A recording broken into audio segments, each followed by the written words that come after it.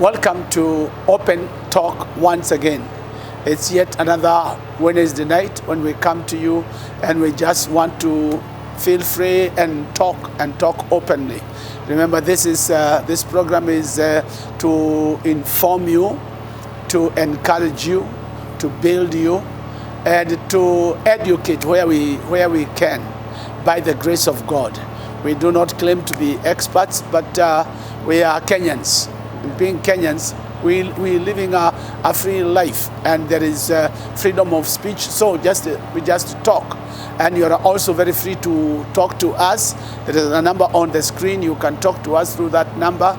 Send a text message. Please don't call, but send a text message, and we will get back to you at our earliest convenience. So thank you so very much. Now, I want to let you know that Joyce is with us this morning, and I want Joyce to say Jambo. Welcome to the program Open Talk, and I pray that you receive a word today that will help you and your family, or in whichever area of your life. Like Bishop says, the program is there for you. We think of you.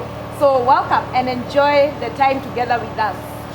Thank you. So thank you, Joyce, for that. And our guest tonight is somebody I've known for a long time. Maybe not too long, but I have known for long enough. I've known long enough, and I want our guest to say jumbo to you. Our guest is David Momanyi Gichana. Gichana, I know longer than I know David. So that's how the history goes. I have known David since before he was born. Correct. And now he is an advocate of the High Court. Correct. He is a lawyer in this city. Correct. And you can get him. He will tell you where you can get him. Now, there are those of you who think that the offering does not help. Mm-hmm. This is one of the material that was educated through the offering. Yes. And we are not ashamed of that. We are not ashamed of that. Because according to the scriptures, they that preach the gospel shall live by the gospel. Yes, true. And so I'm proud of our kids because of what they have done. Yes. David is a son to Bishop George Gichana Nyabando, whom I have known since 1973. That's the first time that we met with Bishop George, and we have been together. We have gone to different places. So by the time they are being born, we have been together, and they grew up together with my kids, and we used to go for holidays together. We visited one another. Yes. They shared the beds. They shared everything. And we thank God for that. So, David, you are so much welcome to the show. Thank you, congratulations for not letting us down. We are proud of you and what you are doing. Would you like to greet our viewers? This is Open Talk. Hello, viewers. My name is David Momanyi Gichana, as the bishops have said. I'm born again. I love the Lord as my personal savior.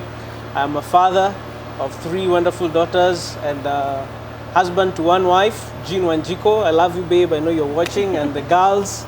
And more than that, I'm an advocate of the High Court of Kenya, and it's a joy for me to join you on Open Talk.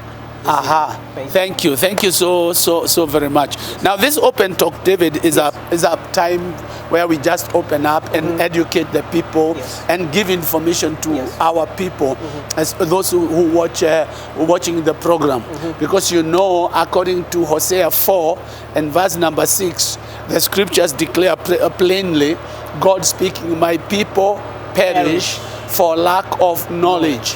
So ignorance is one of the greatest enemies of the people. Correct. Many years ago, when we were getting our independence, our first president declared and said, we have 3 great enemies. That is ignorance, sickness, and poverty. Those three are our greatest enemies. Unfortunately, up to today, this enemy is still with us. Ignorance, poverty, and there's ignorance, diseases and poverty. Those three that are still with us. But we do everything we can to reduce the degree of ignorance, reduce the degree of poverty, and reduce the degree of sicknesses. Because if you remember, Jesus said, the poor you will have always. So we may not be able to eradicate them, but we can reduce. Now in this program, we want to know. It's mostly everybody listens, but we want to understand from the legal point of view what is marriage. What is marriage and what kind of marriages do we have in Kenya? If you could elaborate that a little bit, that would be very helpful. Well, the Marriage Act in Kenya defines marriage as a legal union between one man and one wife, or one man and many ladies. So you can say monogamous or polygamous union. So we have two. Yes. Monogamous. Monogamous. Monogamous, not monoga. Monogamous, which is first one, and then polygamous, which is one man with many wives. Okay. Yes. Now, tell us more. And then now when we go further, it has specified the types of marriages. Here, the first one is civil marriage, which is conducted at the registrar's office. And then you have the Christian marriage, which is conducted under the Christian faith. Then you have the Hindu marriage, which is conducted according to Hindu rites. Then you have Islamic marriage, conducted under the Islamic law. And then you have traditional African customary marriage, which is according to the customs, African customs. Now, the African customary marriage allows for polygamy. It allows one man with many wives. And so does the Mohammedan, or rather Islamic marriage. But the three, the Hindu, the Christian, and the civil, is one man and one wife. Now, since we are Christians, let's give it. Let's go to the Christian kind of marriage, so that we can be able to see where exactly the church is, and who does the Christian marriage, and how long is it valid, and some of those issues. All right. So of course now it's one man and one wife. So we believe that the first thing they should be declaring Jesus Christ as Lord and Savior, because that's what our Christian faith is all about, declaring Jesus as Lord and Savior and yielding to Him. So it's one man and one wife voluntarily who are above the age of 18 years. So you've got to be above 18. Yes. What about if you are just 18? Is it 18 and above or above 18? 18 and above, because at the age of 18 you're considered to be an adult according to the laws of Kenya. Okay. Yes. So at 18 and above, and it's got to be voluntary. It is not this where we go and discuss with the wife of the father of this girl, and we discuss and we make arrangements and say, okay, from today you are married, you are Christians, in the name of the Father and the Son. No. You have to be. It has to be voluntary, and that's why sometimes I know, Bishop, in your many years of experience, you have gone through situations where you have parents coming to challenge the wedding or challenge such a ceremony, but the people who are active participants is the man who is the groom and the bride. Those are the important people, and the witnesses, because there has to be witnesses to the marriage. So the best man or the best lady, that party of four are normally the key people, because they're the ones who the law recognizes as the groom, the bride, and the witnesses. So tell me, David, what do I do? I have this couple that I want that wants to get married, and you are assuming it's not there. Yes, okay. I'm assuming. But we have this couple who wants to get married, and then getting married this Saturday.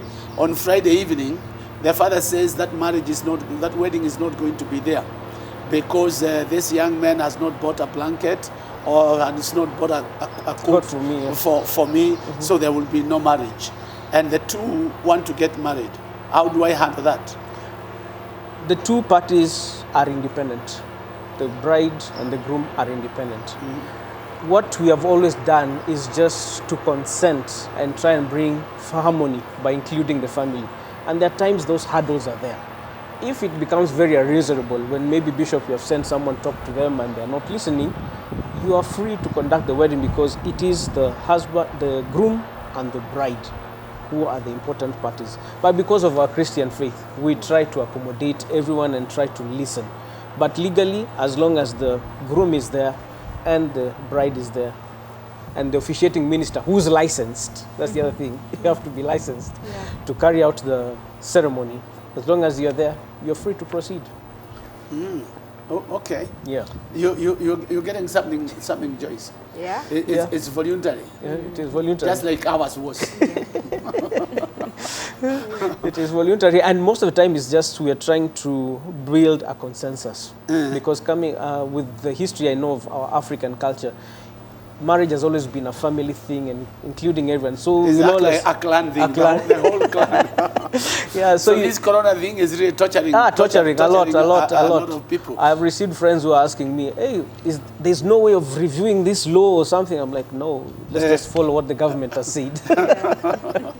Because you see, in marriage, you want the whole clan to come. True. And where possible, the whole tribe can come. True. So that they can witness the son of so-and-so has gotten married to the daughter of so-and-so. Yes. But then when that is not there, and you are left with only 15 people, then the other challenge is, how do I choose the 15? Correct. Because even when you bring in the first cousins, just the first cousins, they are more.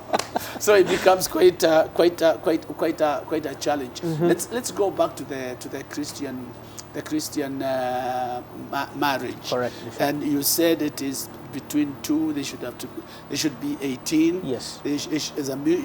By mutual agreement. Yes.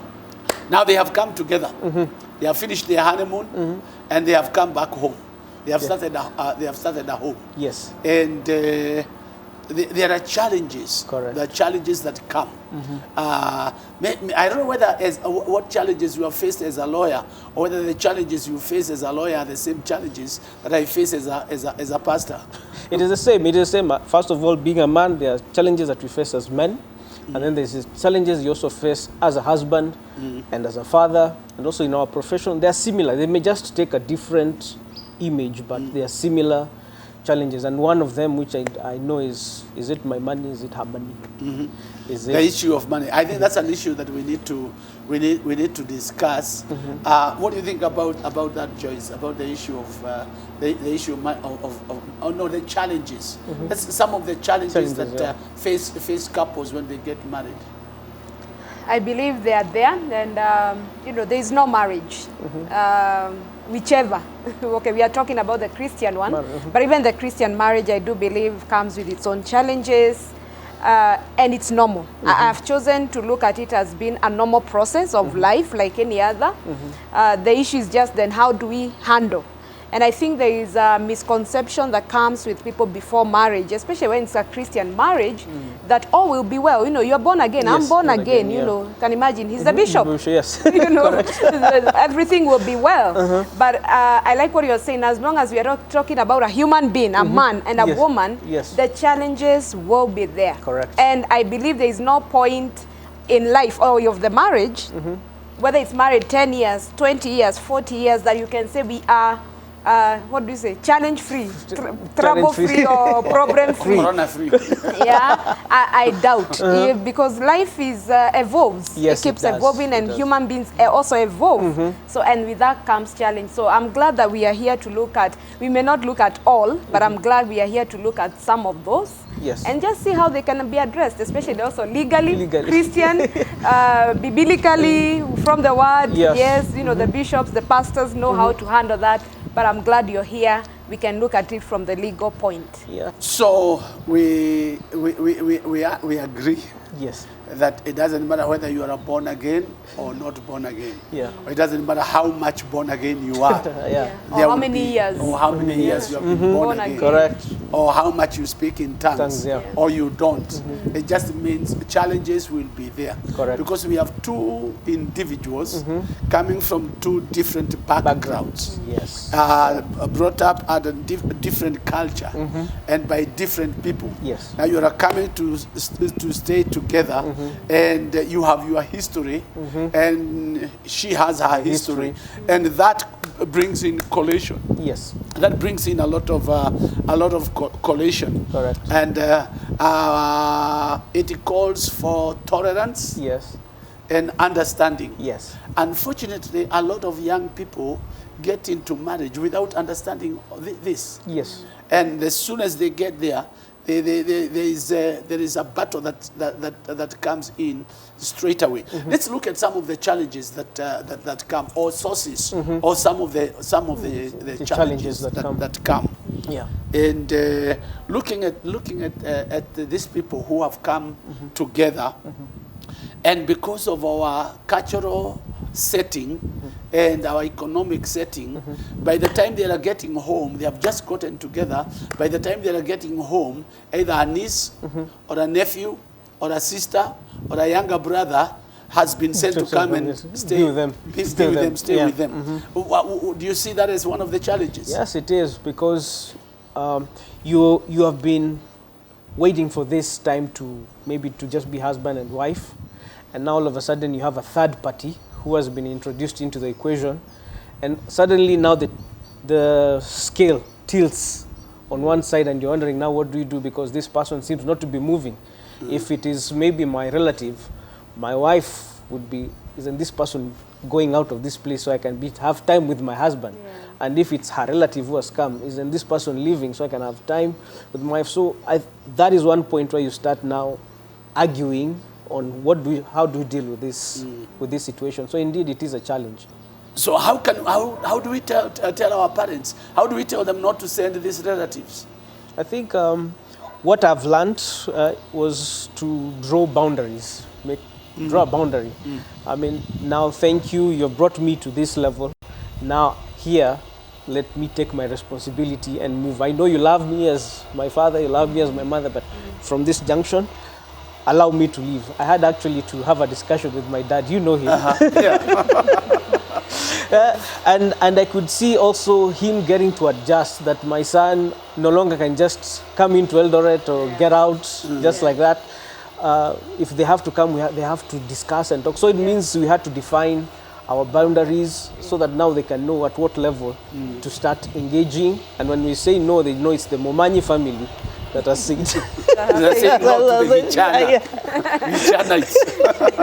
It is very interesting, because we never thought about it. You know, when you're still growing, you never see it. Yeah. But as you grow and now you realize that I have to take responsibility of my family and my life and people who care and love me, I have to draw boundaries and just tell them no, where it really means it's for my good and also for their good. Because by allowing now those relatives, extended family to start coming in, we'll start having difficulties with my wife in the house, and they will not be there to solve. And then things degenerate. Yeah, drawing boundaries and being able to say no. Yeah, I think there is a book written on how to say no without feeling guilty. without feeling guilty. I haven't read it, but I've heard him talk about it. Yeah, I read it. Yeah. So I think, like you're saying, also for this new couple to be able to say, because what I think, or what I think, because I've not experienced that, is but parents also do it in good faith. Yes. Most of the time, they would be doing it in good faith, maybe sending a girl and telling her, you know, go and stay with your sister, you know. Yeah, I can imagine a scenario where a couple is just married and maybe a baby just comes in the first year. And so, you know, they're doing it in faith. Go and help your sister. But, you know, I don't know how this sounds, but you'd even rather get somebody you don't know and, you know, have them help you. Yes. Because with blood relatives, if your sister, if like my sister was to come here, definitely she'll side with me. Correct. If, let's just suppose, a brother or sister to the bishop were to come, they would side with him, and that already there is a crisis. So just being able to say, Mom, thank you, but no. Dad, thank you, but no, give us time. And I've had the bishop talk to parents during weddings, that, you know, even you as a parent, we are talking sisters and brothers and cousins, but even you, as a mother and a father, don't go there, you know, every other time. So yeah, that allowing the space for the couple to get to know each other, I think is key. And even later on in marriage. Yes. You know, if you go, I'm thinking, like, if you were to get to a point in your marriage, you're stable, even let's say financially, I would even rather help my sister from afar. If I can get her a house, help her get, a job or go through college. But from afar, that of course comes with time. But I would rather do that than have her stay in my house. She can visit, but so totally agree with you. Yeah, it's a challenge. We don't want to dwell much on counseling, on what we on the counseling. We want to look at the legality. Yes. So we want some legal education. Now these people are married, and they have started working. So this lady is earning, and the young man is earning. How do they handle their money? From the onset, what the law says is that you're coming into this union as equal partners, regardless of the shares. Yes, you're just coming. You're coming in as equal partners. So, from what you have when you're a single person, single lady, single man, you're coming in as equal partners. And here you'll find what we in our generation, but I know also your generation, you had it, prenuptial agreements, where people talk about, now I came in, I have 1, 2, 3, 4, 5 pieces of property. And you have 1, 2, 3, 4, up to 7 properties. Now, in case this marriage does not work, I get my 5, you get your 7, and we all go our separate ways. So we have that kind of arrangement where people now are actually signing agreements, saying that in case we do not agree, whatever is mine, and whatever is yours, is yours. But when you come into marriage, the law says you're equal partners. So that means whatever now you're going to acquire when you're in that marriage belongs to both of you. Mine is yours, yours is mine.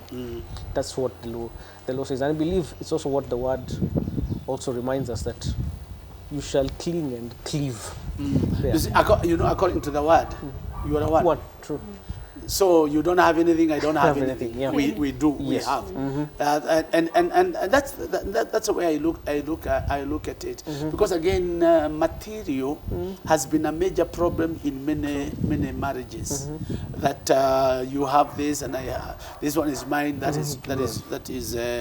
is yours. Now, but let's just go back to what you were saying. Yes, that before you get married, what you have is yours. Yes. But there's got to be some agreement. Yeah, there's got to be some agreement. There's got to be some agreement. However, if you do not feel like writing the agreement, you can also agree with your spouse, saying, now, this is what I'm coming in with. And whatever is mine is yours. And whatever is yours is mine. I'm bringing this, and you have this. So it's ours. It's for all of us. This is ours. Dietu. That is one way. And then there's now the legal way, where people will actually sign agreements and have them registered. And personally, I find that can also be interesting, because it means you are not sure about this marriage. But being a believer, being a Christian, I believe God has ordained me to be with you. So we are in the long haul. But let me cut you short and say, it doesn't matter whether you are a believer or not. When they are getting married, they are not sure. All of them, they are not sure at all. Because you've got to grow together. You see, in growing together, there is a bonding that takes place, and that is the crucial thing. And much of the growing together is through problems. There's some of the challenges that come. You face them together. There's a bonding that comes. At times, when you don't face challenges, you find independence. Correct. So you are thinking on your own. She's thinking on her own, and that unity is not there. That bonding is not there. And if it is not taken care of, you can grow, and you find you are going apart. You are going apart. And as you go apart, now you find you have yours, I have mine. This is my car, that is your car. So why are you using my car? Why did you take my car? So it becomes my, until there is instead of bonding, people are going in separate ways. Separate ways. And maybe these are things that needs to be taught. Correct. I don't know how we can teach this, Joyce. to people, so that we can prepare them as they're getting into marriage, the things to expect. I think it's important for even one. I believe that the couple getting married, the people getting married, should take personal responsibility, okay, for their lives and for their coming marriage. And I think one of the ways that they can do that is to seek for mentors.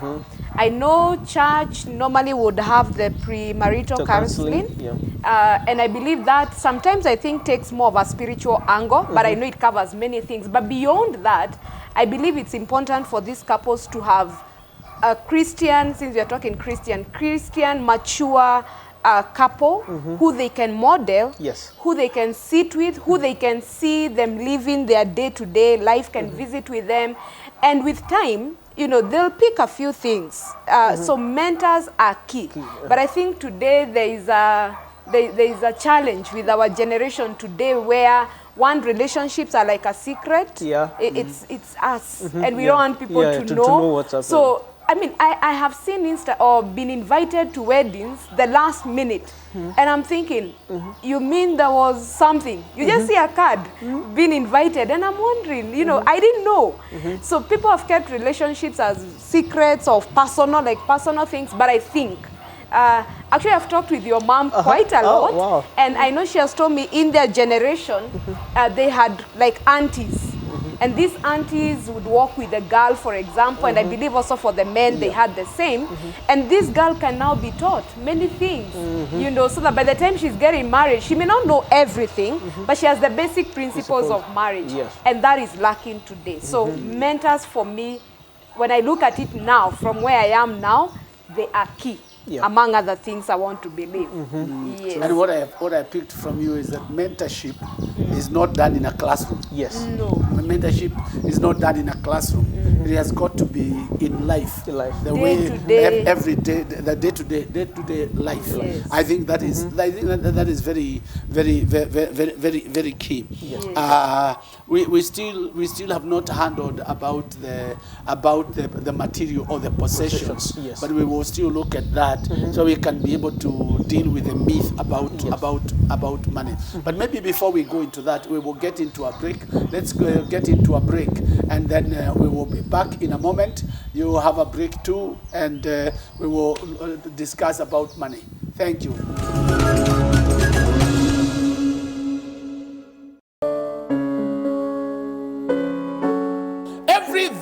Every Thursday, 8:15 is our communion night. This communion is international. It's for everybody. Everybody is so excited. We are so excited about Thursday night when the church gangs up and is united together. People from different denominations, people from different backgrounds, we partake of the communion together. Because instead of you going out there for the communion, the communion comes to you where you are. So please remember that.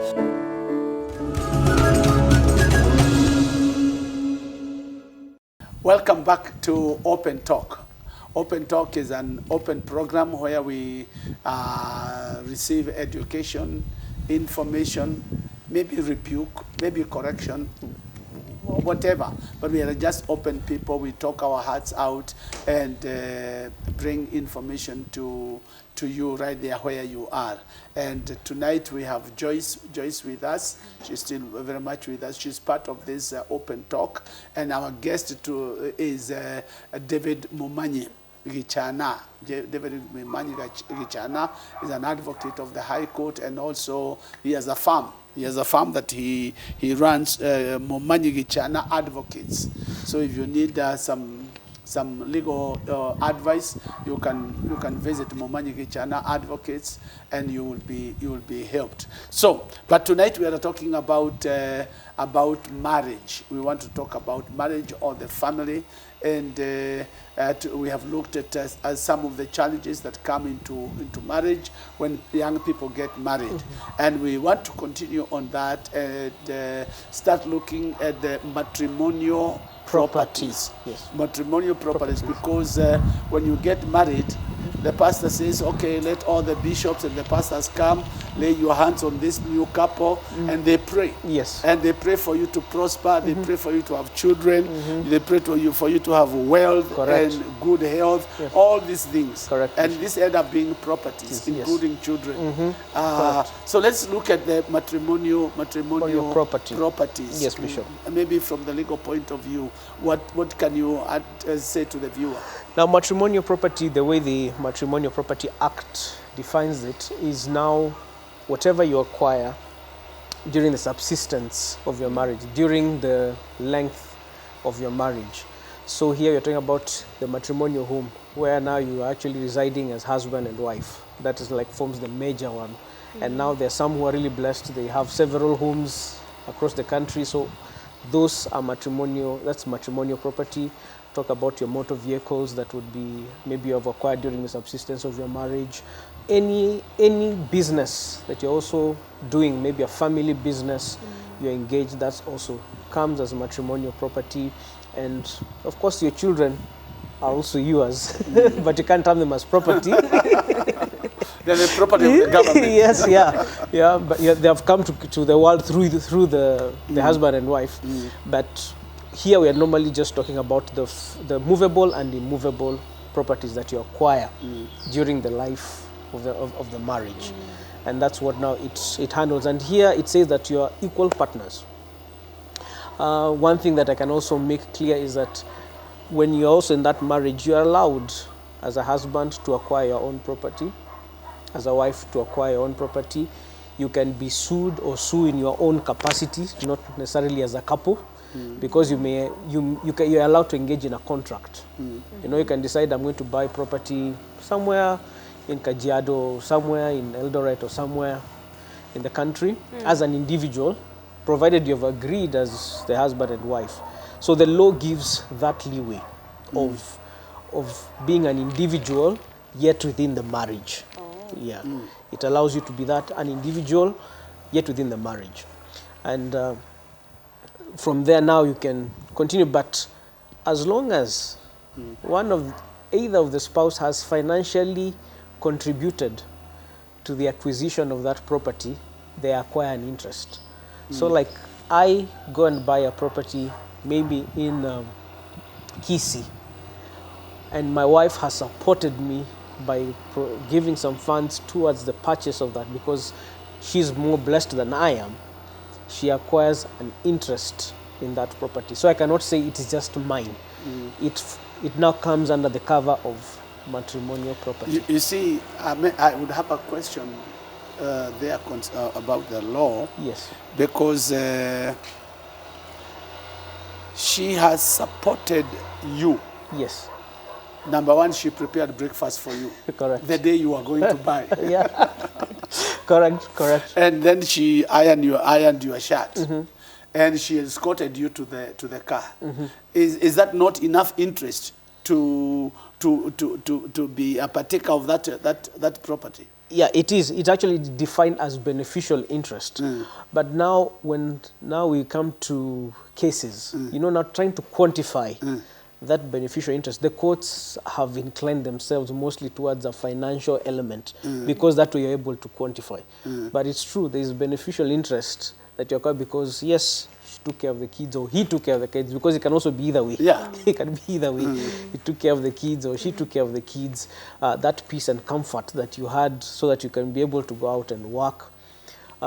It's termed as beneficial interest, but the courts of late have been interpreting it as they inquire on the financial contribution, because now there it's able to quantify.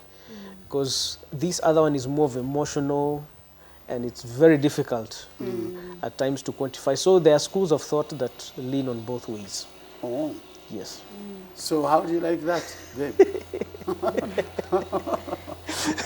It's not sounding... but anyway, I'm sure it can be argued out if you have a good lawyer. Yes. It can be argued out. And like you're talking, I have several questions. Yes, please. For you. Please.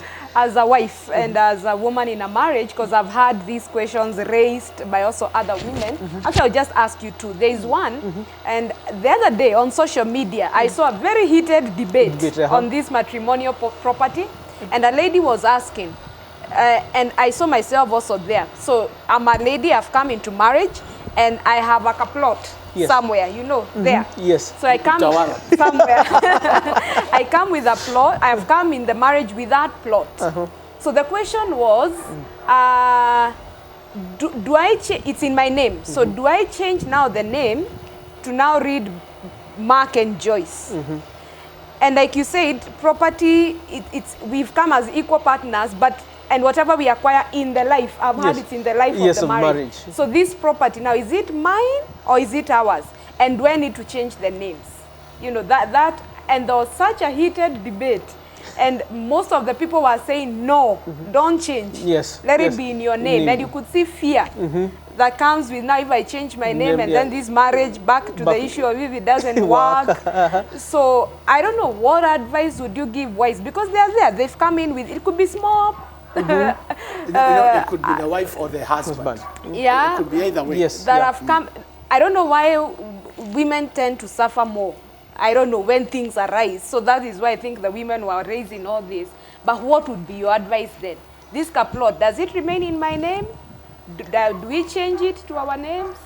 Is it mine or is it ours? Now, if that, when you come with it, my assumption is that you have disclosed it to your spouse. Yes. It would be wise once you have disclosed so that he can make, or rather you can decide to develop it together and say this is our matrimonial property. And if you do that, you can gift it to the husband, or you can have his or her name added to it so that it's for the security of the family. For the issue here I'm underscoring is the security of the family, so that if there are going to be any issues, this will be determined for the family, not for external parties. So my advice would be, sit down, agree. If you really want it to be part and parcel of your matrimonial property, allow the other party to put in their name. It does not harm, because you are there to be one. And of course, there are the fears, the way Bishop has mentioned. There are the fears, and somehow one way of removing the fears is like, okay, I yield here.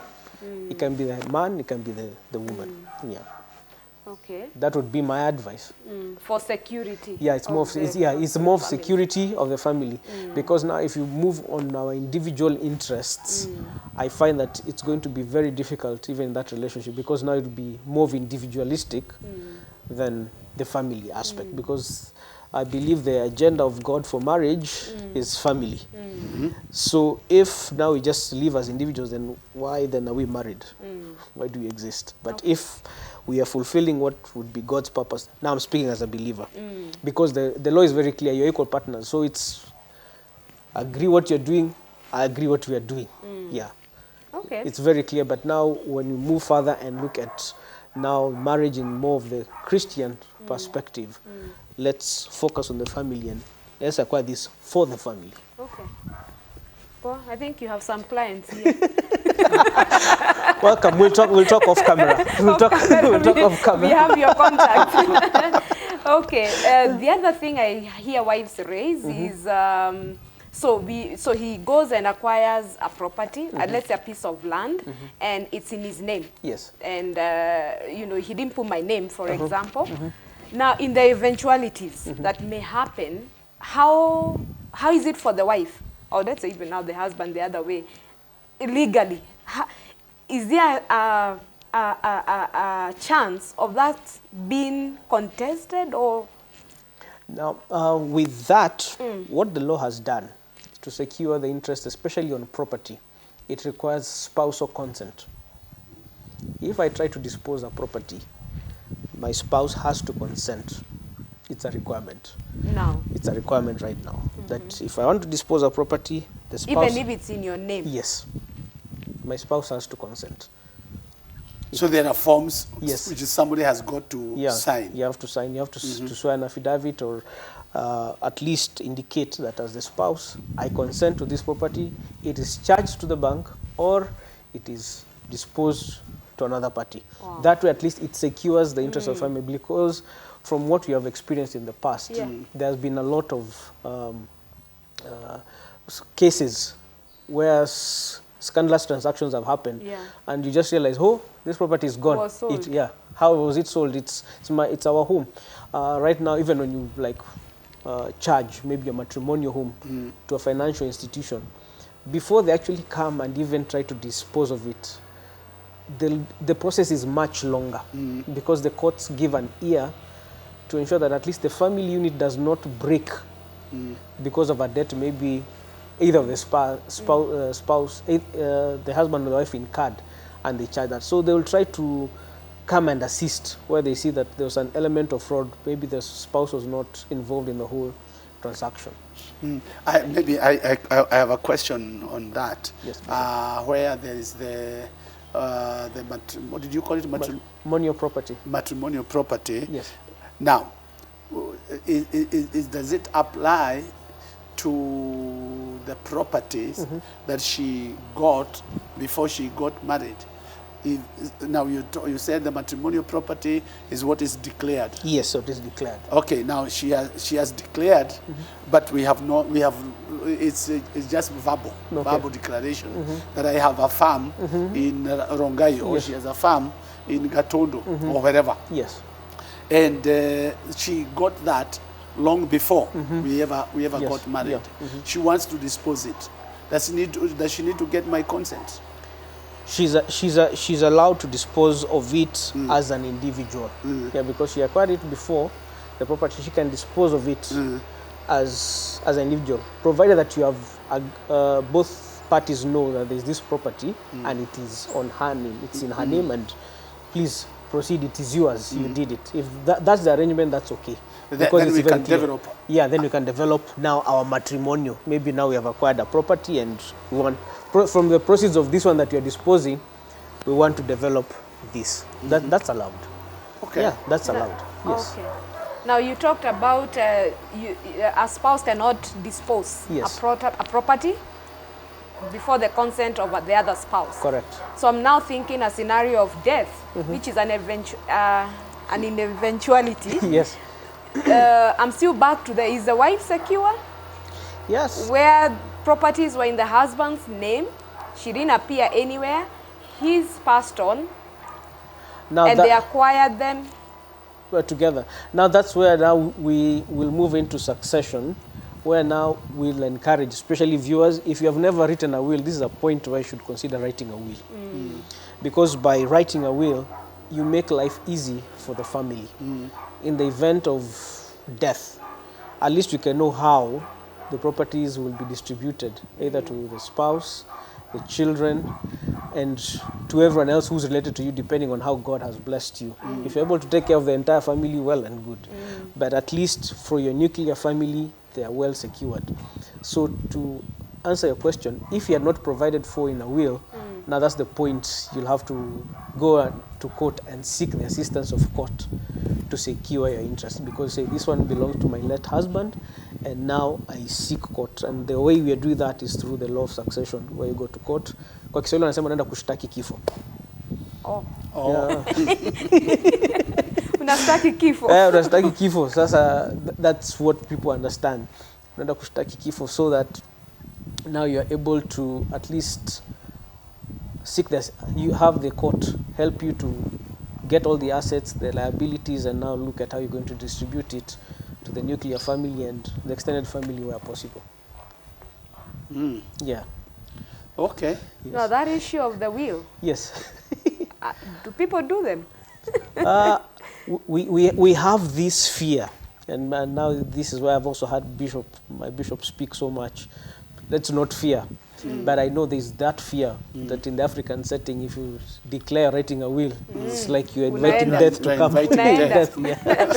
But it's even helpful, because we have seen even on the media, you've seen how it can be very embarrassing for families to start fighting and even get into physical confrontations on properties, when these matters could actually be managed well, when you just outline clearly, when you're of sober state, because the will should be written when you're in a sober state, when you're able to identify, I have a property in Kisumu, I have a property in Kajiado, I have a property this way, and I want this one to go to my wife, this one go to my children, this one go to the firstborn, secondborn. When you're in a sober state, that's the proper time to write your will. Because now if you fall into sometimes when you are ill, of ill health, the medication sometimes can also interfere with your mental faculties. And it can also be a way of challenging the legality of a will, because they say you are heavily medicated or heavily sedated. You cannot understand. So it's a ground to say that this will was being written when he was not in a proper state of mind. Or you also need to write when you're free. I mean, you're not being coerced. You not realize that, oh, maybe circumstances around me indicate that my time is... The gate is just is being opened. Yeah. You need to be in a free environment, not under duress or coercion. It's not like you're being forced, but you have a proper state of mind, and then you have witnesses, because it has to be executed in the presence of witnesses. People who are independent, who are sober, who understand, they're above they're adults. They're able to enter into a contract, so they help you to just witness that you've actually appended your signature, declared, my assets are the following, and they're going to so and so. Yeah, and you're allowed to amend it as often as the Lord blesses you by acquiring more properties, or as you think, and then you realize, oh no, maybe I need to do this, I need to, because it's you. Let me ask you a question, Mr. Momanyi. Yes, Bishop. I have written a will. Yes. And I've said this property goes to so and so. And then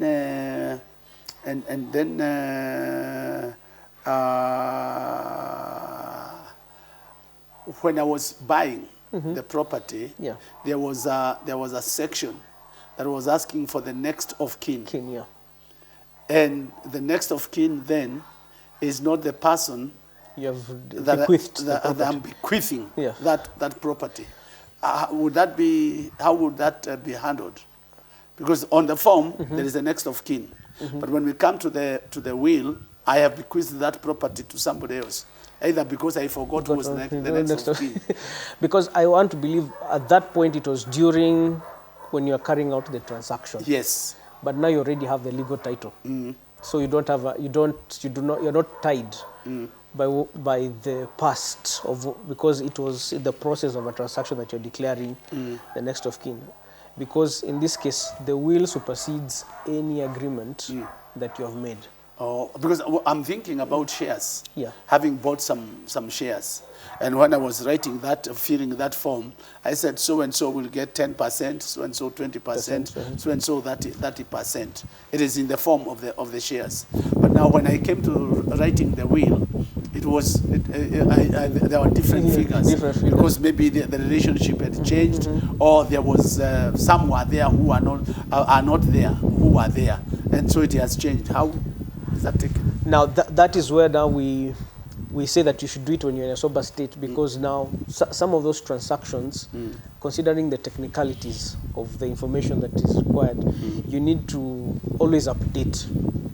You have to consistently update, because I know there's that part where we normally, you may be sent a reminder by a financial institution, update your next of kin details so that they can have, because of course the financial institution now will be bound by what you had written. So now it will have to again go to court for the court now to look at why was this done. So it is important that we correct it or have consistency in all your transactions. Although there are times you may not have control. It is true. There are times you may forget there was something that existed. But if the other records indicate that there was consistency maybe towards a certain direction, the courts will definitely fall to what, because they don't want to go far from the wish of what we would say the deceased. Yeah, they just want to ensure that there is equity and everyone in the family is taken care of. But as long as maybe God has blessed you, you are of a sober state of mind, it is good when you get these reminders, just go back and look. And that's where we lawyers come in to help, so that we help you put your affairs in order here and there to avoid that. But of course, Bishop, that is actually a possibility. It is a that could be the reason why some of these court cases can just drag Yes. They are known to just... Yes, because you declared on one side this, on the other side you declared this, so there's a lot of inconsistency. So we will the court will try to see where is the consistency by bringing back documents. So that's why it's important, especially even like, I know financial institutions always do that on a regular basis, so that they can see. And sometimes we ignore. Yeah, we actually ignore. That's the challenge we do. When you're alive, you never think that anything would happen, and it's easy to ignore some of those reminders. Yeah. Okay. So that's how it goes.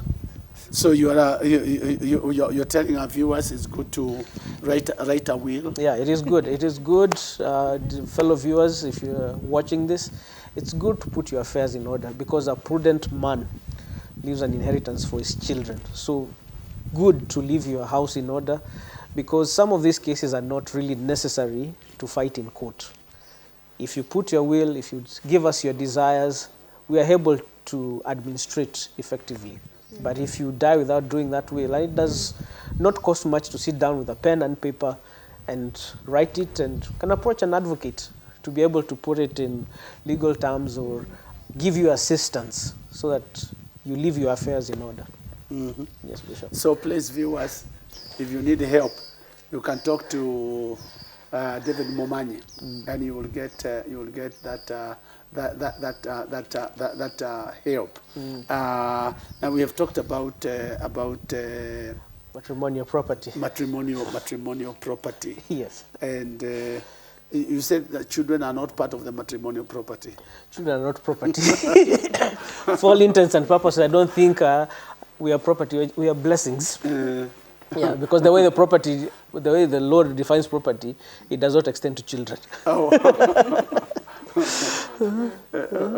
Okay. Yeah. Now, what about this couple? They have 2 boys, yes, and they have 1 girl, and the girl gets married. How is that handled when it comes to now the properties of the parents? That is, I think this takes us to succession. Yes, succession, yes. So how is the succession law as far as that is concerned? Male children and female children have equal rights. Say it again. And say it loudly and clearly. Male children and female children have equal rights to inherit their parents' property. The law is very clear that female children can inherit property. Male children can inherit property. So the fact that they are married, but their father is still alive, especially in the case of female children, there's nothing hindering you as the father to bequeath a property to your married daughter. There's nothing in law that's inhibiting you. It is very clear. It has been a myth for many years, but the law has made it clear that they have equal right to also inherit the parents' property. Yes. And she can go to court if she's not included in. Yes. She has the right. She has the right. She'll actually show, I am the daughter. I'm a daughter to the deceased. I'm the firstborn. Yes. Or the secondborn. Yes. Yeah, they can actually challenge it. Wow. Yeah, because it does not mean that the fact that by virtue of marriage you moved, that you lose also your entire identity with your family. Yeah. So the law also secures that, so that at least whatever the father acquired or the mother acquired during her life on earth, she's still able to bequeath it to the children. Yeah. Okay. Yeah. So that's very clear. I think it's good when people understand this, because there's a lot of ignorance. Remember what we said about the 3 enemies. Yes. Ignorance is the chief, the chief enemy, and this is just because nobody has come up to tell us, or we have not been bold enough. The people have not been bold enough to say, I don't understand this. I need to understand, and that becomes very, very important. Now we have talked about succession. Is that all about succession? Well, succession really comes into play upon the death of the testator. Okay, just to go back, the testator is the person who writes a will. So once he passes on, that's when the law of succession comes into play. Because if he had a will the will be verified with court and it will be distributed according to his desires, his or her desires. If, on the other hand, he died without a will, now the process will start where the family may come together and appoint one or two individuals who will represent the interest of the family. Earlier on, we had these big families. Of late, the families are quite small. But earlier on, you had big families where you had, especially if it's a polygamous marriage, you had to appoint people who can actually represent the interests of the family and now file for probate and administration in court, where now the court will ask what are the assets of the deceased. You bring all the assets, bring all the liabilities, and then you get a consent from all the children or everyone who looked to him as dependents. Dependents, the law defines as people who look to you for their subsistence or by virtue of family, blood relations. Blood relations up to the 6th degree. Those are dependents. Up to the 6th degree. You know, now you have a nuclear family, then you have your extended family, then if you have a step family, then you have your grandparents, you have your uncles, aunties, cousins, step cousins. Up to step cousins. Yes. Okay. Yeah, it's called the 6th degree of blood relations. Yeah, there's a family tree because I think when the law was being drafted, the African family was quite extended. So of late we are really narrow, but I think then that was the reason, because what happens if a property cannot find the owner, the deceased property cannot find the owner, it will revert back to the government. Oh. Yeah. Okay. I don't know if I can take you back, unless you have a question on that. Yeah, I'm still on that 6th generation. Yes. So you're saying upon the demise of this person, there is the children. Let's say there are 3 children. Let's say they had 2 grandchildren. So you're saying even those grandchildren would be put there? Yes. If the Let's say there's no will. Yeah, if there's no will, the grandchildren will put there by virtue of them being related. You don't have to go to that 6th degree if maybe it's very clear within the family circles he was supporting this family. And of course, the properties can be distributed to these ones. The nuclear family. The nuclear family. Will it be equal distribution until the grandchildren? Now that will be now dependent on the court and how now as the family agree, because now that's the part when you are filling up the forms, you now start to state maybe the spouse will get a bigger portion, and then the firstborn, secondborn, thirdborn, and if now there are children, like that. So again, it's the family that agrees It's the family that agrees and go and advise court. And depending on the inheritance. Yes, depending on the inheritance. Because if there was only one shamba, and it is 3 acres, or it is just you cut one, or you agree on how you're going to cut. Yes. Okay, so it's a matter of the family agreeing together. Sit down, How long does that process take? It take you about a year. About a year? Yeah, it will take you about a year. Okay. Because you will be granted, the first instrument you'll be given is a grant of letters, just to let people know that the estate of so-and-so has been filed in court and this individual has come up to be the administrator. If anyone has challenges, please let us know. Yeah. So that notice goes, and then finally the court will give you the certificate of confirmation of grant, which now outlines the schedule of all the assets and how they're being distributed to the dependents. Okay. Yes, Bishop. Well, I think our time is so much gone. We have not talked about divorce and remarriage. Yes. That's something that we maybe would want to talk about, but we may not be able to talk about it now. And we have also not talked about. There's a Christian couple. They have been married, and then they have completely disagreed. Yeah. What do we do? And we know that the Christian marriage is monogamous. Yes. Once this girl or this man is ran away, am I still monogamous or?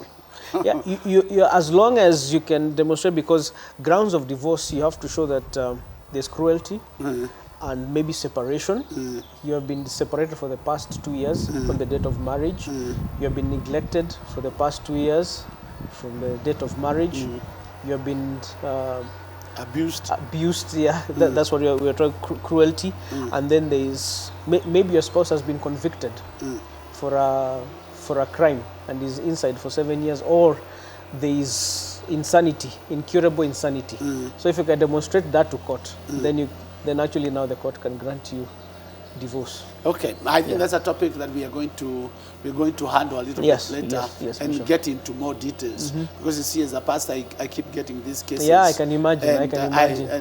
And in some places the scriptures are silent. Yes, the Bible is silent about that. Yeah. So we will look at that. But for now, I think I want to say thank you very much to our viewers. Thank you, and thank you to Joyce and to David for you, coming and being with us. Viewers, I trust that you have gotten something about succession. You have gotten something about Christian marriage. You have gotten something about what we have discussed. And should you have any questions, don't hesitate. There is our number on the screen. You can get it to us, and we will make arrangements for you to get legal advice. Remember, David is a practicing lawyer, and you can get in touch with him the soonest you can. For now, thank you so very much. May the Lord richly bless you. Have a good night. This is Bishop Mark Karaoke coming to you from the Open Talk. Thank you.